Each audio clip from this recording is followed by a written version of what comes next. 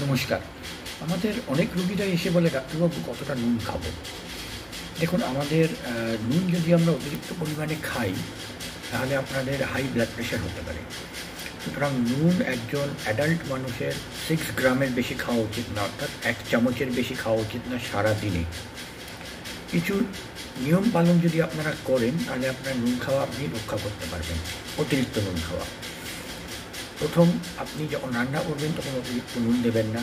রান্নায় স্বাদ আনার জন্য গোলমরিচ, গার্লিক, চিলি ইউজ করুন।